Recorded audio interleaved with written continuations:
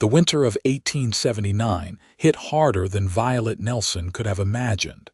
The howling winds of Colorado Territory, battering her tiny homestead like God himself, was demanding payment for her sins. She huddled in the dimming light of her cabin, tears streaming down her face as she stared at the cold hearth that mocked her with its emptiness, just like everything else in her life. 5 months ago, her husband James had ridden out to their nearest neighbor 10 miles away, promising to return before sundown with medicine for their ailing cow. The animal had recovered on its own, but James never came back. The spring thaw had revealed his fate. His horse had stumbled at a creek crossing, and the current had carried him downstream. A search party found what remained of him caught among fallen logs. They buried him properly at least, but that small mercy did nothing to warm her home or her heart now. Violet wrapped the threadbare quilt tighter around her shoulders. At 23, she was alone on a homestead claim that demanded more strength than she possessed. Her supplies had dwindled dangerously, and the firewood James had cut before his death had finally run out. The cold seeped through the cabin walls as if they were made of paper rather than sturdy pine logs. Her fingers had grown too stiff to properly strike a match, even if she'd had something to burn. She thought bitterly of her father's warnings before she'd left Philadelphia with James. "The West will break you," he'd said. "It breaks everyone eventually." She'd been too enamored with her handsome husband and his dreams of land and cattle to listen. Now the land was taking everything, including her tears as they fell onto the stone hearth. A knock at the door startled her so badly she nearly tumbled from her chair. Visitors were rare even in good weather, and in this blizzard they were impossible. Yet the knock came again, more insistent this time. "Hello," a deep voice called from outside. "Anybody home?" Violet hesitated, fear mingling with desperate hope. She reached for the shotgun James had taught her to use, one of the few useful skills she'd gained as a pioneer wife, and approached the door. "Who's there?" she called, her voice croaking from disuse. "Name's Luke Valero, madam. I was passing by and saw smoke from your chimney earlier, but it's gone out now. Thought someone might need assistance." "There's no smoke because there's no fire," she replied bitterly, still not opening the door. "All the more reason to let me in, I'd say," the man answered, a hint of amusement warming his tone. "I've got kindling, coffee, and beef jerky that might interest you." Hunger won out over caution. Violet unbarred the door with trembling hands and raised the shotgun as it swung open. The man on her porch stood well over 6 feet tall, snow dusting his broad shoulders and wide-brimmed hat. His face was weathered but not unkind, with startling blue eyes that widened at the sight of her shotgun. He raised his gloved hand slowly, a leather satchel dangling from one wrist. "Easy now, madam, just offering some neighborly help." "I don't have neighbors," Violet said, her voice steadier than she felt. "Not for 10 miles. I've got a line shack about 3 miles east," he explained. "Been working for the Double Cross Ranch this past year." Violet knew of the Double Cross. It was the largest ranch in the county, owned by a cattle baron who rarely visited his holdings. She'd never heard of line shacks so close to her property, though. The man Luke nodded toward her shotgun. "Mind if I lower my hands? This kindling's getting heavy." She hesitated, then lowered the weapon slightly. "You can come in, but I'm keeping this close." "Fair enough." He stomped his boots free of snow and ducked to enter her cabin, bringing with him the scent of pine, horse, and cold air. True to his word, he carried kindling bundled under one arm and a satchel that he carefully set on her small table. Without asking permission, he knelt at her hearth and began arranging the dry wood. "You shouldn't be alone out here," he said conversationally as he worked. "Not in this weather." "I manage," Violet replied stiffly, though they both knew it was a lie. He struck a match, and the kindling caught immediately.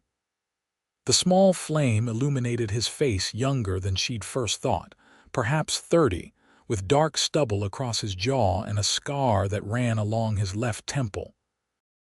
"Coffee," he offered, already reaching into his satchel. Violet hadn't tasted coffee in weeks. She nodded, setting the shotgun against the wall but still within reach. Luke moved with the efficiency of a man accustomed to caring for himself. He found her coffee pot, added water from his canteen, and set it near the growing fire. From his satchel, he produced a small pouch of coffee grounds that filled the cabin with a rich aroma that made Violet's mouth water. "Why are you helping me?" she asked as he worked. He glanced up, his blue eyes reflecting the firelight. "Do I need a reason? Men usually do." He chuckled at that. "Fair point. Truth is, I've been riding fence lines for the double cross, and I've passed your place a few times. Saw the smoke stop rising today and figured something was wrong." He paused. "Also, it's Christmas Eve. Seems wrong for anyone to be cold and hungry tonight." Violet had lost track of the days. Christmas. Another wave of grief threatened to overwhelm her. "My husband died," she said abruptly. "Last summer." Luke nodded slowly. "I heard something about that." "I'm sorry." "Everyone's sorry. It doesn't change anything." "No," he agreed, surprising her. "It doesn't, but this might help a little." He handed her a steaming cup of coffee, and the warmth seeping through the tin mug into her frozen fingers felt like a miracle. The coffee was strong and hot, shocking her system back to life. As she sipped, Luke added larger pieces of wood to the fire, building it carefully. "I brought enough to last the night," he said, gesturing to his satchel, which she now realized was stuffed with split logs, "and some provisions." "Why would you carry all this?" Suspicion crept back into her voice. "Like I said, I noticed your chimney. Been watching it for a few days, actually." At her alarmed expression, he quickly added, "Not in a sinister way, madam, just concerned. A woman alone out here." He trailed off. "I don't need charity," Violet said, though the warmth spreading through her body from the coffee and fire contradicted her words. "It's not charity, it's—" Luke seemed to search for the right word. "It's a promise." "A promise of what?" "That you're not as alone as you think." He reached into his satchel again and pulled out a cloth-wrapped package. "Some jerky and biscuits, and this." He produced a jar of honey. "From the ranch cook. Says it helps the biscuits go down easier." The simple kindness undid her. Tears welled in Violet's eyes, and she turned away, ashamed of her weakness. "Thank you," she managed, her voice barely audible. Luke didn't respond immediately. He finished tending the fire, then stood and brushed his hands on his worn denim pants. "I should head back before the storm worsens." Panic flashed through Violet. The thought of being alone again, even with fire and food, was suddenly unbearable. "You can't ride in this," she said quickly. "It's too dangerous." "I've ridden in worse." "Please," she said, surprising herself with the plea. "At least wait until morning. You can. You can sleep by the fire." Luke studied her face, and something in his expression softened. "If you're certain, madam." "Violet," she corrected. "Violet Nelson." "Violet," he repeated, and her name in his mouth sounded different, somehow warmer, like it mattered. "Then I accept your hospitality." That night, as the blizzard raged outside, Violet slept soundly for the first time in months. The fire crackled steadily, and the occasional sounds of Luke shifting on his bedroll by the hearth reminded her that she wasn't alone. In the morning, she would face the cold world again, but for now, there was warmth, coffee, and the promise of something she couldn't yet name. Dawn arrived with surprising clarity, the storm having blown itself out overnight. Sunlight sparkled across the fresh snow, blinding in its brilliance. Violet woke to the smell of coffee and bacon, scents so foreign to her recent existence that for a moment she thought she was dreaming. Luke stood at her small cast iron stove, his back to her, as he tended a pan. He'd shed his heavy coat and wore only a flannel shirt, suspenders, and his worn denims. His dark hair was slightly too long, curling against his collar. "You're still here," she said, sitting up in her bed. She'd been too exhausted the night before to change from her dress, and now she felt rumpled and self-conscious. He glanced over his shoulder. "Promised I would be. Breakfast is almost ready." Violet slipped from the bed and moved behind the privacy screen to splash water on her face and attempt to make herself presentable. The water in the basin had a thin skin of ice, but she barely noticed the cold. Her mind was too occupied with the stranger in her kitchen and the strange fluttering in her stomach that had nothing to do with hunger. When she emerged, Luke had set 2 plates on her small table. Bacon, biscuits from his provisions, and even a dollop of precious honey on each plate. It was a feast compared to what she'd been eating. "I hope you don't mind," he said, gesturing to the stove. "Figured you could use a hot meal." "Where did you get bacon?" she asked, taking a seat. "Had it in my saddlebags, wrapped in wax paper. Keeps pretty well in this cold." They ate in silence for a few minutes, Violet savoring each bite of the simple meal. It felt decadent after weeks of hardtack and whatever game she could trap, which hadn't been much. "What are your plans?" Luke asked eventually, watching her over the rim of his coffee cup. "Plans?" "For the winter, for the homestead," he hesitated. "For yourself." Violet set down her fork. "I don't have plans, I'm just surviving. That's not enough." His bluntness surprised her. "It has to be." Luke leaned forward. "No, it doesn't. You can't stay here alone with no supplies and no help." Anger flared in her chest. "This is my land, my claim, my husband's dream." "Your husband is gone," he said gently, "and dreams don't keep you warm. So what would you suggest? That I abandon everything we worked for, go crawling back to my father who warned me this would happen?" The bitterness in her voice surprised even her. Luke's expression remained calm. "I'm suggesting you consider options that don't end with you freezing or starving to death.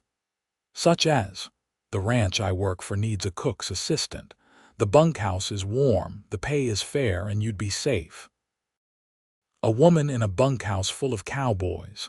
That's your idea of safety," Violet scoffed. "The bunkhouse is for the men. You'd stay in the cook's cabin with Mrs. Holloway. She's looking for help since her hands have gotten too arthritic for kneading bread." He paused. "It would just be until spring." "Then you could decide what to do about the homestead." Violet stared at him. "Why do you care what happens to me?" The question seemed to catch him off guard. He looked down at his empty plate, then back at her with those startling blue eyes. "I've seen what happens to people out here when they're alone. The land doesn't care how brave or stubborn you are, it'll take you all the same." "Is that what happened to you?" "The land took something," a shadow crossed his face. "Everything once, but that's not important now."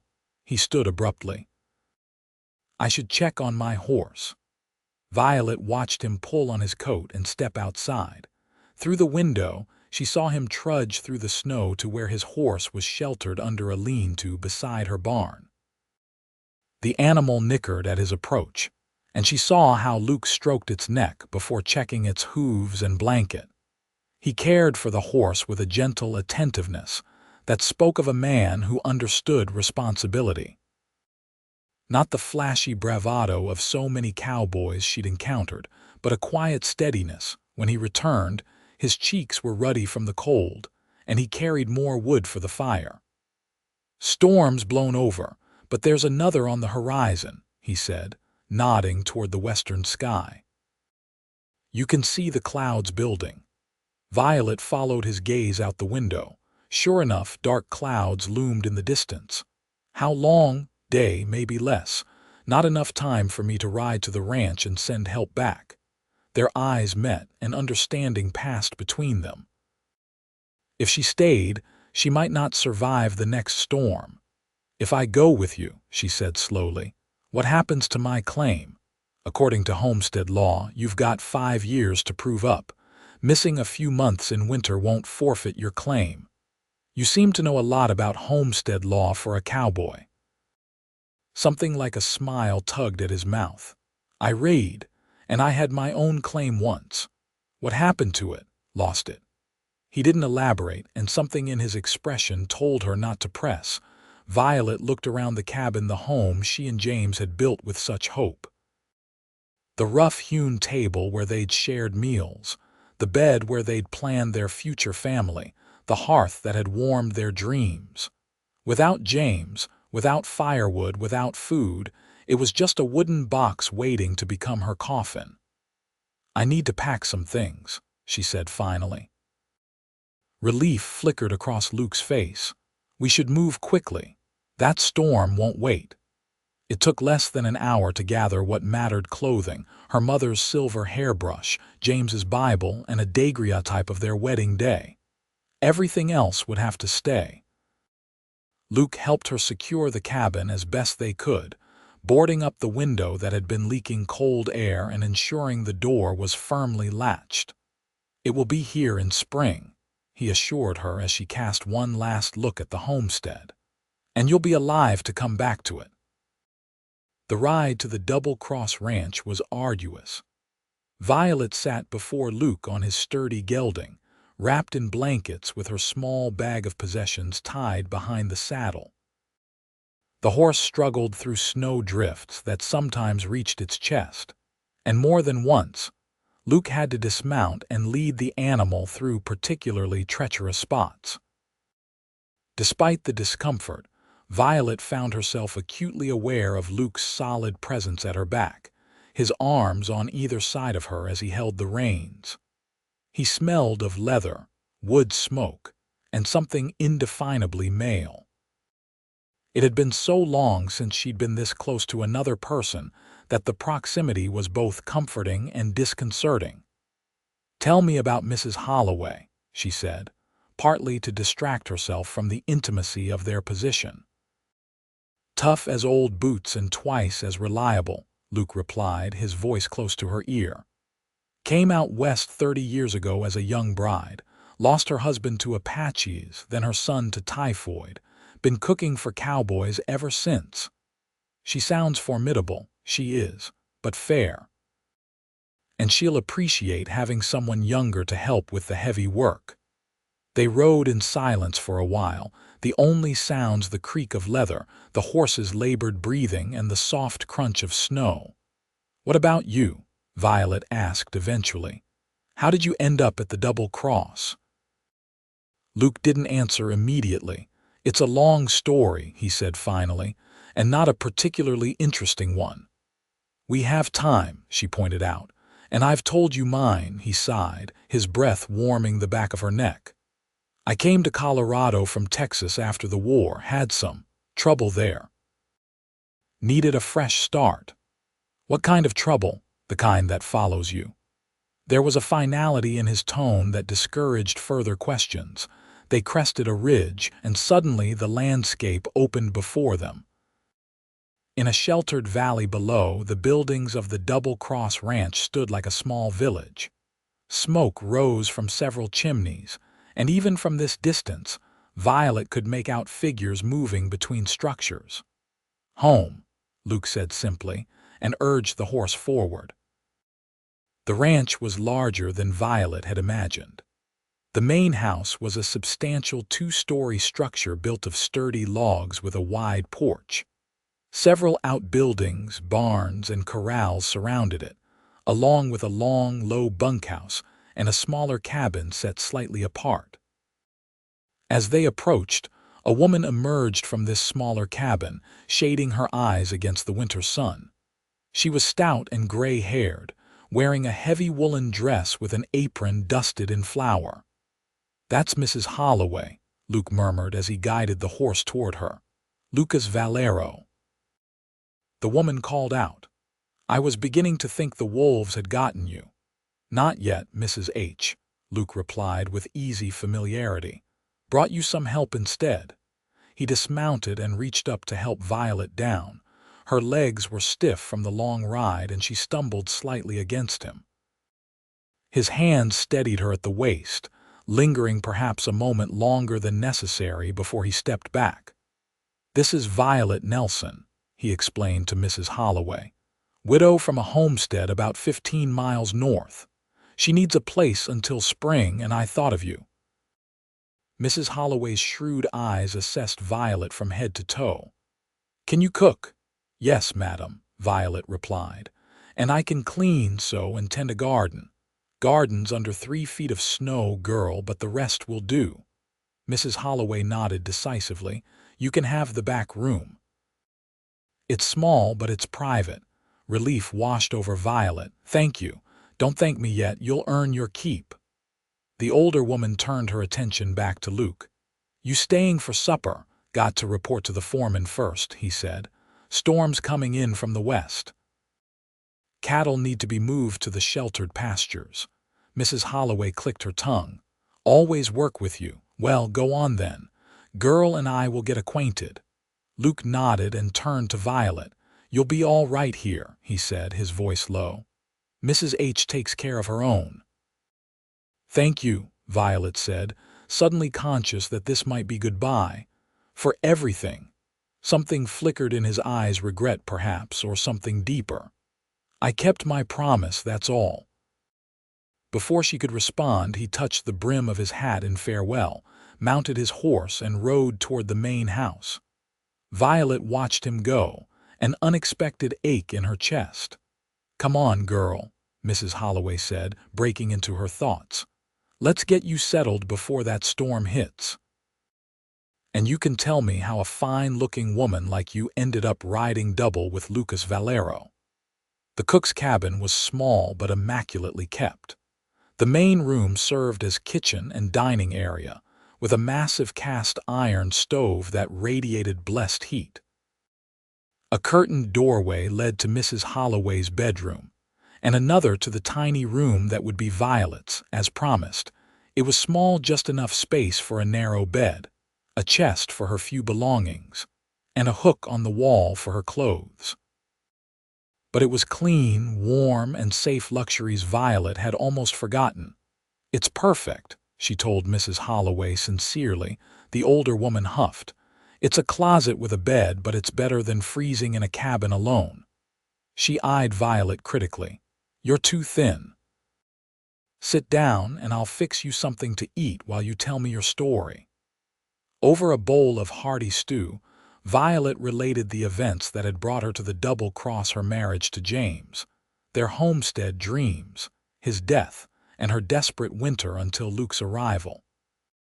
She omitted the depth of her despair the night before, but something in Mrs. Holloway's knowing gaze suggested she understood anyway. "So Lucas just happened to notice your chimney wasn't smoking," Mrs. Holloway mused when Violet finished. "Interesting." "What do you mean?" "Nothing, girl. Just that Lucas Valero keeps to himself mostly, not the type to go calling on strangers without reason. He said he was concerned." Mrs. Holloway's weathered face softened. "I'm sure he was. Lucas is a good man, despite what some might say." "What do they say?" Violet asked, curiosity piqued. "That's his story to tell, not mine." Mrs. Holloway stood and began clearing the dishes. "Now, we've got 30 hungry cowboys to feed tonight, and this storm will have them extra hungry. Think you remember how to make biscuits?" The next few days passed in a blur of work. Violet's hands, soft from weeks of inactivity, grew calloused again as she chopped vegetables, kneaded dough, and scrubbed pots. Mrs. Holloway was a demanding taskmaster, but a patient teacher, showing Violet how to stretch provisions and cook in the enormous quantities required to feed the ranch hands. The storm Luke had predicted hit the day after their arrival, confining everyone to the ranch buildings for 3 days. Violet caught occasional glimpses of him as he came and went from the bunkhouse, always busy with some ranch task. He nodded to her when their paths crossed, but didn't seek her out. "Don't take it personal," Mrs. Holloway told her on the fourth day as they prepared breakfast. Lucas has his reasons for keeping his distance. I wasn't thinking about him, Violet lied, focusing intently on the eggs she was scrambling. Mrs. Holloway's skeptical snort made it clear she wasn't fooled. Girl, I've been watching men and women dance around each other for 50 years.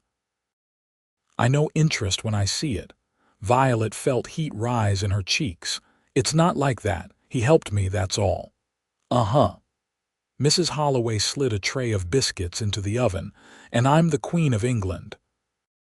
Before Violet could formulate a response, the kitchen door opened, admitting a blast of cold air and the ranch foreman, a grizzled man named Harkins. Madam, he said, nodding to Mrs. Holloway. Need to send 3 men out to the North Range. Wolves got into the herd last night. They'll need provisions, Mrs. Holloway replied, already moving to pack food. Who's going? Santiago, Miller, and Valero. Violet's head snapped up at Luke's name, and she caught Harkins watching her with shrewd eyes. How long will they be gone? Mrs. Holloway asked, wrapping biscuits and bacon in waxed paper. Few days, maybe a week. Depends on how bad the wolf problem is. Harkins directed his next words to Violet. Valero asked me to tell you not to worry about your homestead. He'll check on it when they're up that way. Thank you, Violet said, surprised by the message and the knot of concern that formed in her stomach at the thought of Luke tracking wolves in the dead of winter. Harkins nodded and left with the provisions. As the door closed behind him, Mrs. Holloway gave Violet a knowing look. Not interested, hum? Violet returned to her eggs, which were dangerously close to burning. I'm concerned as I would be for anyone riding into danger, she said primly. Of course you are, dear. Mrs. Holloway patted her shoulder. Now finish those eggs before you turn them to leather. Cowboys start filing in for breakfast in 10 minutes. The days stretched into weeks, and January gave way to February. Violet settled into life at the Double Cross, finding unexpected contentment in the rhythm of ranch life. Mrs. Holloway proved to be not just an employer but a friend, sharing wisdom about cooking, men, and survival that no finishing school in Philadelphia could have provided. Word of Violet's presence spread among the ranch hands, and several of the younger cowboys began finding excuses to visit the cook's cabin outside of mealtimes. Mrs. Holloway shooed them away like flies. Vultures, the lot of them, she muttered after sending a particularly persistent cowboy named Eddie on his way. Think because you're young and pretty, you must be desperate for their attention. I'm a widow, not a schoolgirl, Violet replied, though she'd been flattered by the attention despite herself. It had been a long time since she'd felt desirable. Widow or not, you're still a woman, and they can smell that a mile away. Mrs. Holloway gave her a shrewd look. But it's not their attention you're wanting, is it? Violet concentrated on rolling out pie dough. I don't know what you mean. You watch the door every time it opens, and it's not Eddie or any of those boys you're looking for. The denial rose automatically to Violet's lips, but something made her hesitate. In the weeks since Luke had left to hunt wolves, she'd found herself thinking of him more often than she cared to admit. His quiet confidence, the gentleness in his hands as he built her fire, the way his eyes crinkled slightly at the corners when he almost smiled. It doesn't matter, she said finally. Whatever I might or might not feel, he clearly doesn't share it. Mrs. Holloway snorted. Men are simple creatures, girl, but that doesn't make them easy to read, especially men like Lucas. What kind of man is he? Violet asked, seizing the opportunity to learn more. Mrs. Holloway was silent for a long moment, as if deciding how much to share. The kind that's been hurt, she said eventually.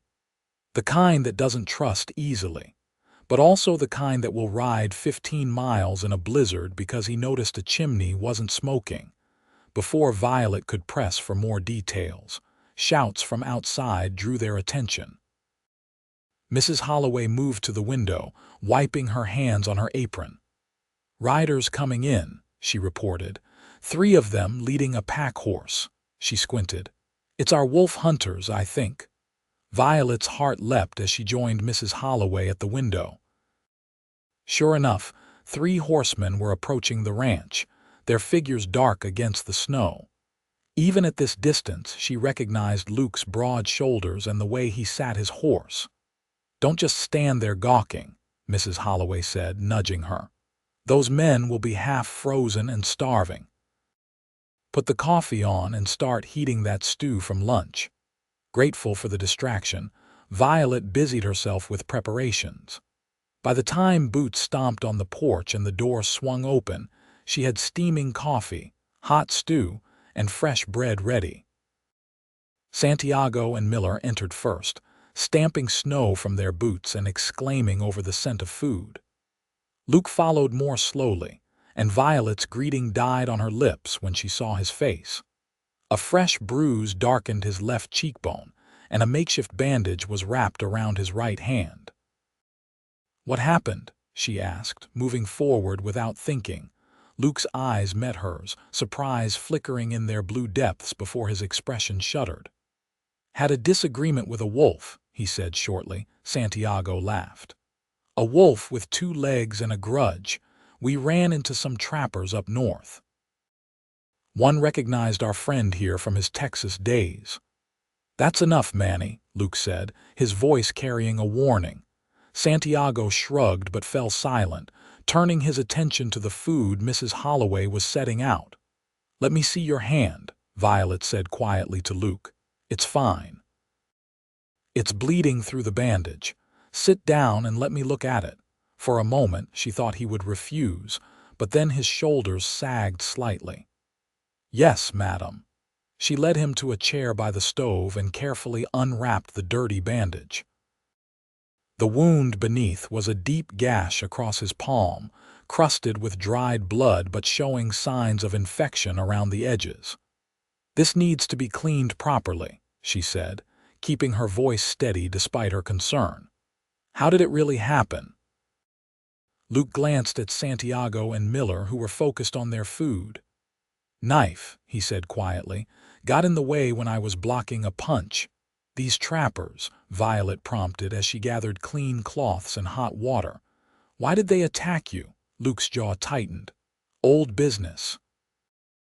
Nothing for you to worry about." "It's my concern when you return bleeding," she replied, more sharply than she'd intended. Something flickered in his eyes, surprise perhaps, or something warmer. "I didn't realize you'd be concerned." "Of course I'm concerned. You saved my life." She began cleaning the wound, working as gently as possible, though she knew it must hurt. "What happened after the knife?" "Santiago and Miller happened," Luke said, a hint of amusement finally warming his voice. "Turns out trappers aren't much match for angry cowboys." "Good," Violet said firmly, and was rewarded with a genuine smile that transformed Luke's face and sent an unexpected flutter through her chest. "You're good at this," he observed as she wrapped his hand in a clean bandage. "I've had practice. Homesteading isn't gentle work." She secured the bandage and reluctantly released his hand. "You should keep it clean and change the bandage daily." "Yes, madam," he said again, but this time there was a warmth in his voice that hadn't been there before. "Thank you." Their eyes met, and for a moment, everything else in the room seemed to fade away. Then Mrs. Holloway cleared her throat loudly, breaking the spell. "If you two are finished making eyes at each other, there's stew getting cold," she announced. Violet felt heat rise in her cheeks as she stepped back from Luke. We weren't, save it for someone who's blind, girl," Mrs. Holloway said with a knowing smirk. "Now come eat before these wolves devour everything." The meal passed with Santiago and Miller recounting their adventures hunting the wolf pack that had been preying on the ranch's cattle. Luke ate quietly, contributing occasionally but mostly watching Violet when he thought she wasn't looking. She felt his gaze like a physical touch, warming her skin despite the winter chill outside. After the men had eaten their fill and departed for the bunkhouse, Luke, with a quiet good night that seemed meant for her alone, Mrs. Holloway fixed Violet with a triumphant look. "Still want to tell me there's nothing there?" Violet busied herself clearing dishes. "I don't know what you mean. Girl, that man looks at you like you're water and he's been crossing the desert." Mrs. Holloway shook her head. "And you're not much better." "It's complicated," Violet said finally. I mean, James hasn't been gone a year." Mrs. Holloway's expression softened. "Grief doesn't run on a timetable, child, but neither does life." She patted Violet's hand. "Just something to think about." That night, Violet lay awake in her narrow bed, Mrs. Holloway's words echoing in her mind. She had loved James, truly loved him, but he was gone, and no amount of loyalty to his memory would bring him back. The thought of opening her heart again terrified her, not just because it felt like betrayal, but because she knew firsthand how quickly happiness could be snatched away.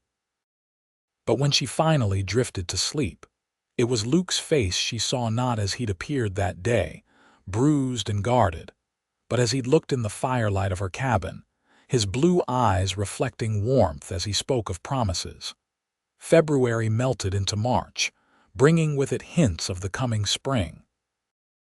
The snow began to recede from the sheltered areas of the ranch, revealing patches of mud and the first tentative shoots of green. Ranch activity increased as preparations began for the spring cattle drive, and the bunkhouse buzzed with energy. Luke returned to his regular duties, which frequently took him away from the ranch for days at a time.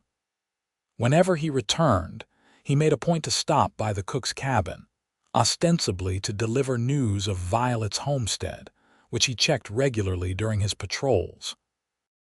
"Roof's holding well," he reported one evening in mid-March as he sat at the kitchen table, nursing a cup of coffee.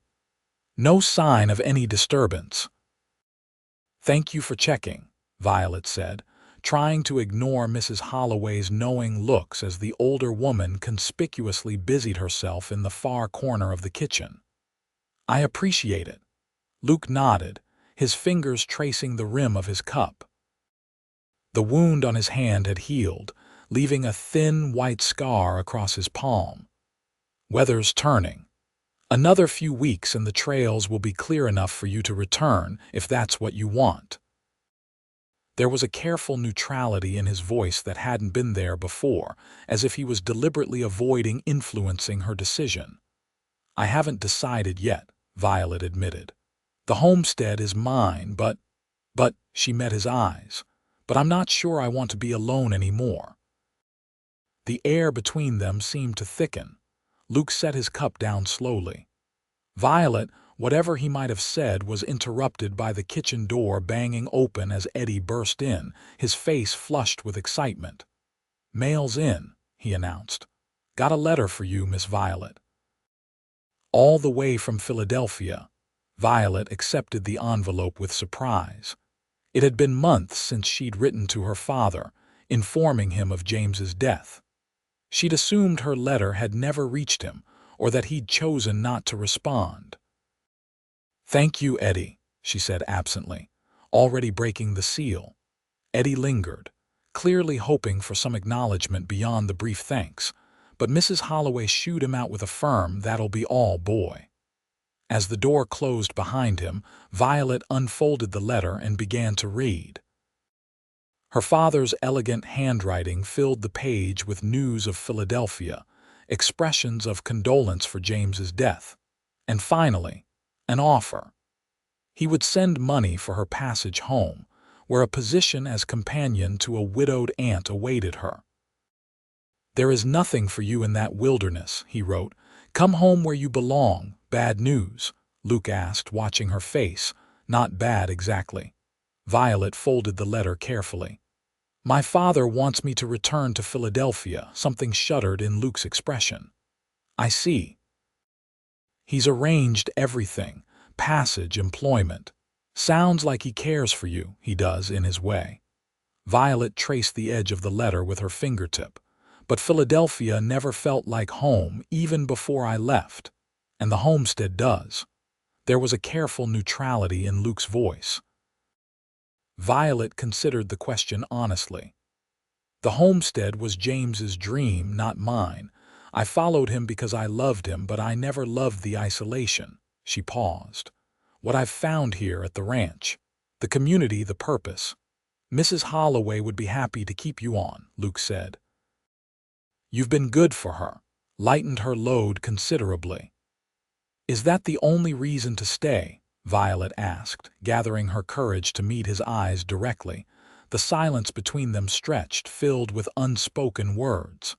Finally, Luke stood, his chair scraping against the wooden floor. You should do what's best for you, Violet, he said, his voice gentle but distant. Don't stay out of obligation to anyone, not your husband's memory, not Mrs. Holloway, and certainly not anyone else. He left before she could respond, the door closing softly behind him. Violet stared after him, frustration and confusion warring in her chest. That man, Mrs. Holloway muttered from her corner, is the most stubborn fool I've ever met, and I've known a lot of stubborn fools. He doesn't want me to stay, Violet said, hurt coloring her voice. Mrs. Holloway snorted. Girl, that man wants you to stay more than he wants his next breath, but he won't ask it of you. Why not? Because he thinks he doesn't deserve happiness. Mrs. Holloway came to sit across from Violet, her weathered face serious. Lucas Valero carries ghosts, same as you, different kind maybe, but just as heavy. What happened to him? Violet asked. In Texas, Mrs. Holloway sighed. That's his story to tell if he ever chooses to, but I will say this: he believes his past makes him unworthy of a future. With anyone. Violet thought of Luke's guarded expressions, the way he kept everyone at a careful distance, the shadows that sometimes darkened his eyes when he thought no one was watching. How do I reach someone who won't let himself be reached? She asked softly. By being as stubborn as he is, Mrs. Holloway replied with a small smile, and by knowing what you truly want. That night, Violet wrote 2 letters. The first was to her father, thanking him for his offer but declining to return to Philadelphia. The second was shorter and more difficult to compose. When she finally sealed it, she wasn't entirely satisfied with the words, but they were honest, and honesty, she was beginning to realize, was the only foundation worth building upon. The next morning, she gave both letters to the ranch hand departing for town with the mail. Then she went in search of Luke. She found him in the stable, saddling his horse for what appeared to be another long ride. Going somewhere? She asked from the stable doorway. He looked up, surprise flickering across his face before it settled back into careful neutrality. Foreman wants me to ride the western boundary, won't be back for a few days. Violet stepped into the stable, inhaling the familiar scents of hay, leather, and horse. I wrote to my father, she said. Told him I'm not coming back to Philadelphia. Luke's hand stilled on the saddle strap. I see. Do you? She moved closer, her heart pounding so hard she was certain he must hear it. Because I'm not sure you do. He turned to face her fully, his blue eyes guarded. Violet, I also wrote another letter, she continued, not giving him a chance to retreat behind his walls. To you. She held out the sealed envelope. Luke stared at it but made no move to take it. Why not just tell me what it says? He asked, his voice rough.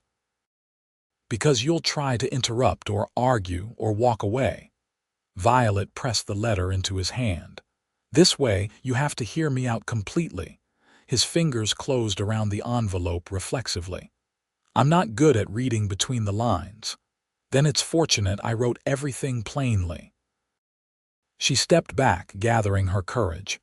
Read it when you're ready, but please do read it before you decide anything. Before he could respond, she turned and left the stable, her heart still racing. She'd done what she could. The rest was up to him. The next 3 days were among the longest of Violet's life. She threw herself into her work, helping Mrs. Holloway prepare for the increased activity as more hands arrived for the spring roundup. Every time the door opened, her heart leapt, only to sink when it wasn't Luke. "Patience, girl," Mrs. Holloway counseled on the 3rd evening. "Men need time to wrestle with their feelings. They're not used to examining them like we do." "What if he doesn't come back?" Violet asked, voicing her deepest fear. "Then you'll have your answer," Mrs. Holloway replied gently. "But Lucas Valero isn't a man who runs from hard things. That's part of why you care for him, isn't it?" Violet nodded slowly. Over the past months, she'd come to admire Luke's quiet strength, his unwavering sense of responsibility, and the gentleness that lay beneath his reserved exterior. Whatever ghosts haunted him, they hadn't broken his fundamental decency, they'd tempered it, like steel in fire. On the 4th day, a spring storm rolled in from the mountains, bringing driving rain that turned the ranch yard into a sea of mud. Violet watched from the kitchen window as ranch hands hurried between buildings, hunched against the downpour. "No one with sense would be riding in this," Mrs. Holloway observed as she kneaded bread dough with vigor that belied her arthritic hands. Violet nodded, trying to quell her disappointment. Another day of waiting, then. They worked in companionable silence, preparing dinner for the hands who would soon file in, wet and hungry. The familiar routine was comforting, and Violet realized with a start how much this place had come to feel like home in the few months she'd been here. A particularly loud crack of thunder made her jump, and Mrs. Holloway chuckled. "Spring storms are always the noisiest," she said. "Nature celebrating after winter's quiet." The kitchen door burst open, admitting a gust of rain-laden wind and a thoroughly soaked figure. Violet turned, a greeting for whichever ranch hand had arrived early dying on her lips as she recognized Luke. He stood dripping on the threshold, his hat and coat dark with rain, his boots caked with mud. His face was pale except for the high color in his cheeks, and his blue eyes were fixed on Violet with an intensity that made her breath catch. "Lucas Valero," Mrs. Holloway exclaimed. "What in heaven's name are you doing riding in this weather? You'll catch your death." Luke didn't look at her, his gaze still locked with Violet's. "Needed to get back," he said simply. Mrs. Holloway glanced between them, understanding dawning on her weathered face. "Well," she said briskly, "I just remembered I need to check something. In the storehouse, might take a while." She untied her apron and hung it by the door. "Don't let the bread overrise, Violet." With that transparent excuse, she grabbed her shawl and slipped out, leaving them alone. For a long moment, neither spoke. Water dripped from Luke's clothes onto the wooden floor, forming a small puddle around his boots. "You're soaked," Violet said finally, reaching for a towel. Luke accepted it but made no move to dry himself. Instead, he reached inside his coat and withdrew her letter, protected from the rain in an oilskin pouch. The seal was broken, the paper creased from multiple readings. "Did you mean it?" he asked, his voice rough. "What you wrote?" Violet's throat tightened. In the letter, she'd laid her heart bare, her growing feelings for him, her desire to build a new life not defined by past losses, her hope that he might share that vision. "Every word," she whispered. "I'm not the man you think I am, Violet." His voice was strained. "I've done things, we've all done things," she interrupted. "Made choices we regret, that's part of living. Not like this." He ran a hand through his wet hair, leaving it standing in damp spikes. "In Texas after the war, I rode with a gang. We robbed banks, stagecoaches. I never killed anyone, but others did. Men died because I was there, because I helped." Violet absorbed this, watching his face. The revelation should have shocked her more than it did, but somehow it felt like a piece falling into place rather than a foundation crumbling. "What happened?" she asked quietly. "A job went wrong. Bad information. There were more guards than we expected, and a woman got caught in the crossfire." His voice grew distant, remembering. "She lived, but I saw her face as she fell. The fear, the pain. I couldn't do it anymore after that. So you left." He nodded. "Rode north until I couldn't go any further. Tried homesteading like your husband. Failed at it. Found work as a cowhand because it was all I knew besides outlawing." He looked down at the letter in his hands. "I'm not a good man, Violet. I'm just trying to be better than I was." Violet moved toward him slowly, as she might approach a skittish horse. When she stood before him, close enough to feel the damp chill radiating from his clothes, she reached up and placed her palm against his cheek. "The man who rode 15 miles in a blizzard to help a stranger," she said softly, "who brought kindling, coffee, and a promise when I had nothing left to hope for. That's a good man, Luke. Whatever you did before, that's the man I know now." Something broke in his expression, a wall crumbling after standing too long against too great a pressure. His hands came up to frame her face, tentative, as if he expected her to pull away. "I don't deserve this," he whispered. "You." "None of us get what we deserve," Violet replied. "We get what we're brave enough to reach for." The kiss, when it came, was gentle at first, a question, an offering. Then, as Violet's arms wound around his neck, it deepened into something more urgent, years of loneliness and restraint giving way to a hunger neither had allowed themselves to acknowledge. Luke's clothes were cold and wet against her, but Violet didn't care. The heat between them was enough to ward off any chill. His hands tangled in her hair, loosening pins until it tumbled down her back, and she felt rather than heard his appreciative murmur.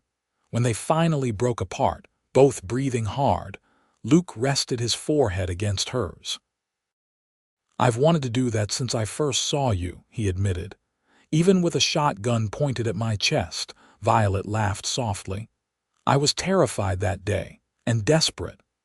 And beautiful," he added, tucking a strand of hair behind her ear. "Fierce and beautiful like something wild."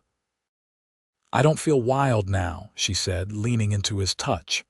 "I feel like I've found where I belong." Luke's eyes darkened. "With me, with you," she confirmed. "If that's what you want too." "More than anything," he said, his voice rough with emotion. "But I need you to be sure, Violet." "Your homestead was never really mine," she finished for him. "It was James's dream. I need to build my own now." "And what is your dream?" Luke asked, his arms still around her. Violet smiled up at him, feeling lighter than she had in years. "It starts with not being alone. With finding someone who sees me clearly and still chooses to stay. Someone who brings kindling when the fire's gone out." "I think I can manage that," Luke said, a slow smile transforming his face. "Though I should warn you, I'm better with horses than people. And I snore, according to Santiago."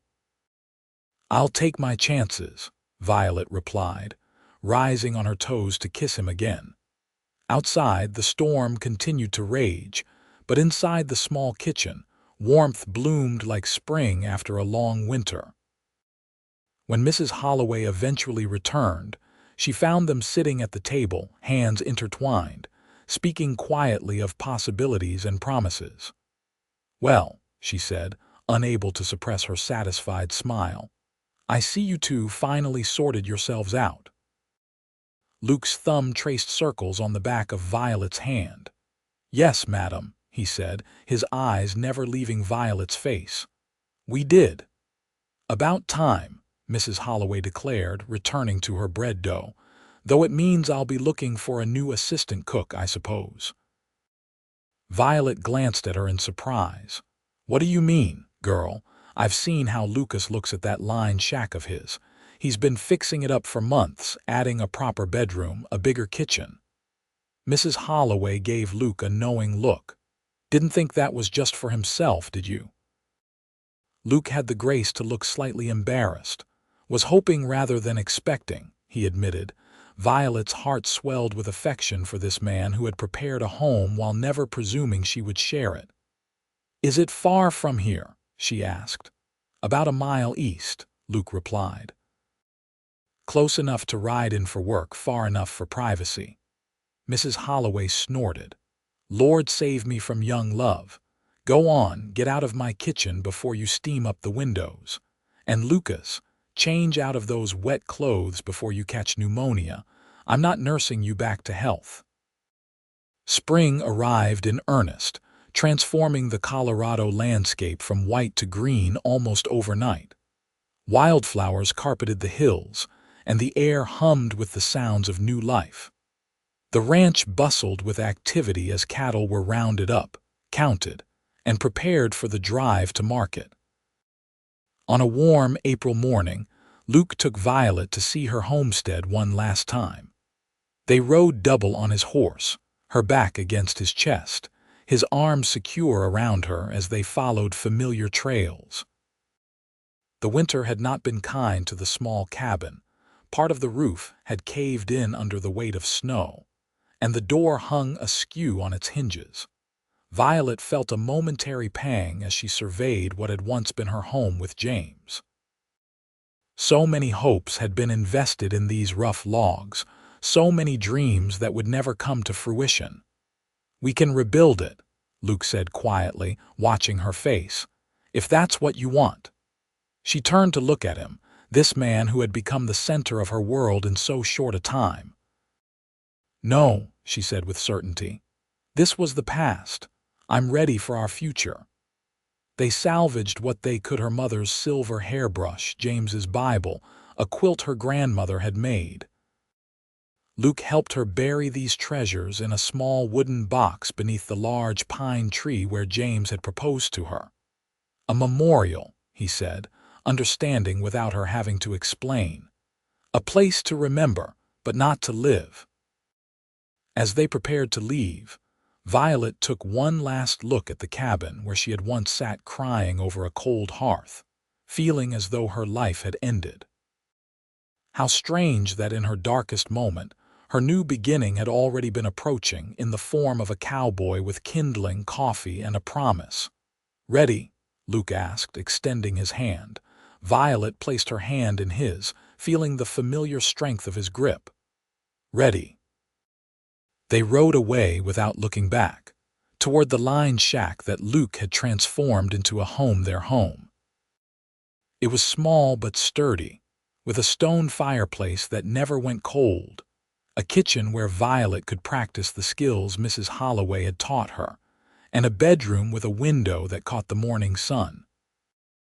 In the evenings, as they sat together on the porch watching the sunset paint the distant mountains, Luke would often pull her close and whisper, "Still sure about this, Philadelphia?" And Violet would smile, remembering the woman who had once been too refined for frontier life, too delicate for hardship. "Never been more sure of anything, Cowboy," she would reply, turning her face up for his kiss.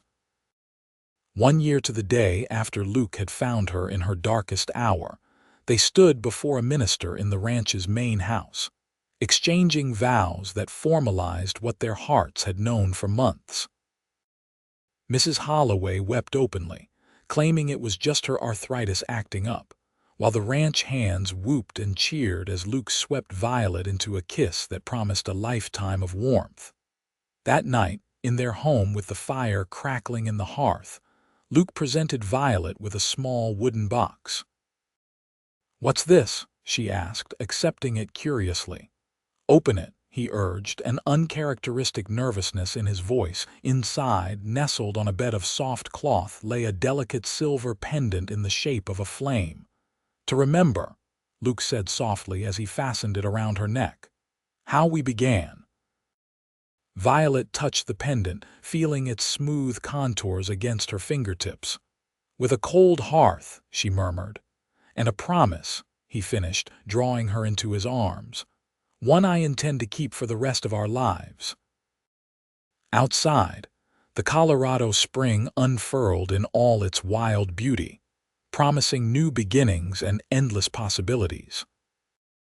But inside, beside a fire that would never again go cold, Violet and Luke had already found everything they needed: a love kindled from desperation, nurtured through understanding, and burning with the steady flame of commitment that neither time nor trials could extinguish.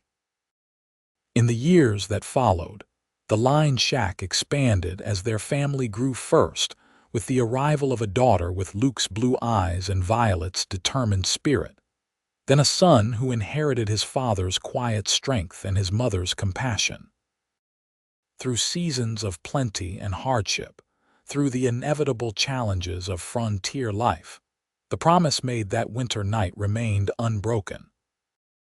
And whenever a new settler arrived in the valley, weary and uncertain of their place in this wild land, they would find their way to the Valero homestead, where a warm hearth, strong coffee, and understanding hearts awaited. For Luke and Violet never forgot what it meant to be lost, or how much difference a single act of kindness could make.